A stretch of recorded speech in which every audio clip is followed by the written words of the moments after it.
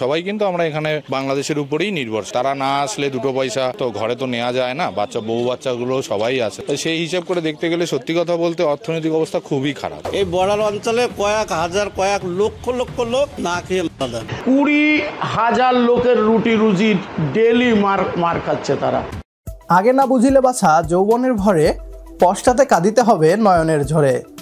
এই প্রবাদটি দ্বারা বোঝানো হয়েছে সময় থাকতে সাবধান না হয়ে ভুল পথে বেশি দূর চলে গেলে পরে আফসোস করে কান্না করেও লাভ হয় না। ভারতীয়দের অবস্থা হয়েছে এমন, ভারতে চিকিৎসা করাতে কিংবা ঘুরতে গিয়েছে, আর এ নিয়ে ভারতীয়দের কটু কথা শোনেনি এমন বাংলাদেশি হয়তো খুঁজে পাওয়া যাবে না। সোশ্যাল মিডিয়া থেকে শুরু করে তাদের টিভি মিডিয়াগুলো প্রচার করত ভারত ভিসা বন্ধ করলে নাকি বাংলাদেশিরা বিনা চিকিৎসায় মারা যাবে, সামান্য ফোড়া উঠলেও নাকি বাংলাদেশিরা ভারতে যায়। রিভেঞ্জ অফ নেচার বলে যে একটা কথা আছে, ভারতীয়রা মনে হয় এটা ভুলে গিয়েছে। ভারতে যেতে না পেরে বাংলাদেশিদের বিন্দু পরিমাণ ক্ষতি না হলেও ভারতীয়দের হাজার হাজার কোটি টাকার ক্ষতি হচ্ছে। এটা আমাদের বানানো কোনো কথা নয়, ভারতীয়রা নিজেরাই এমনটা দাবি করছে। কি বলছে তারা, আসুন তা দেখি। আজকে এই মুহূর্তে আমি দাঁড়িয়ে রয়েছি ভারত এবং বাংলাদেশের জিরো পয়েন্টের সামনে, পেট্রাপোল সীমান্তে, এবং আমার পেছনে যে গেটটি দেখছেন সেই গেট দিয়ে কিন্তু ভারত থেকে বাংলাদেশে ঢোকা যায় এবং বাংলাদেশ থেকে ভারতের মাটিতে পা দিলে এই পেট্রাপোলের মাটিতেই পা রাখতে হবে। যে ভিসা সংক্রান্ত জটিলতা এবং যে কারণে ভারতের একটি বিস্তীর্ণ এলাকা, বিশেষ করে পশ্চিমবঙ্গের কয়েকটি জেলা, উত্তর 24 পরগনা, দক্ষিণ 24 পরগনা, নদিয়া, মুর্শিদাবাদের সীমান্তবর্তী এলাকার অর্থনীতির একটি বড় নেতিবাচক প্রভাব পড়েছে বাংলাদেশি পর্যটকরা না আসার কারণে।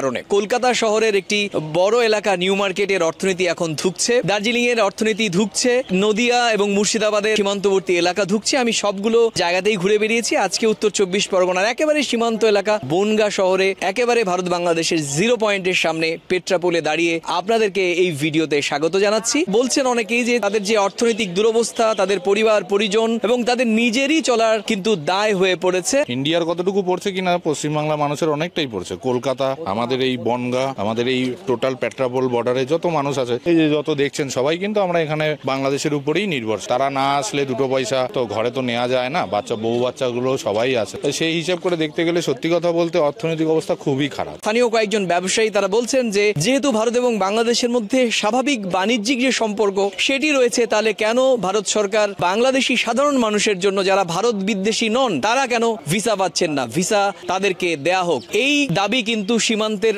অধিকাংশ ব্যবসায়ী সমস্বরে করলেন।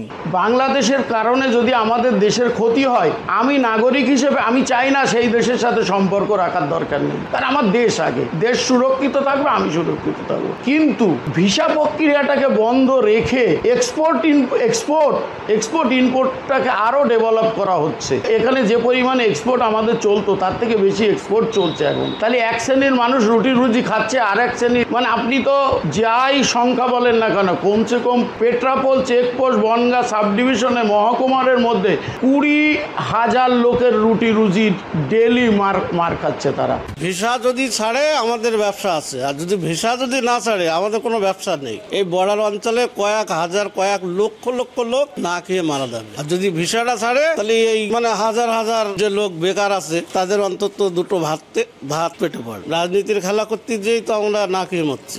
প্রিয় দর্শক, কেউ জেগে জেগে ঘুমালে তার ঘুম কেউ ভাঙাতে পারে না। ভারতীয়দের অবস্থা হয়েছে এমন, তারা নিজেরাও জানে বাংলাদেশ ভারতের উপর নয়, বরং ভারতই বাংলাদেশের উপর নির্ভরশীল।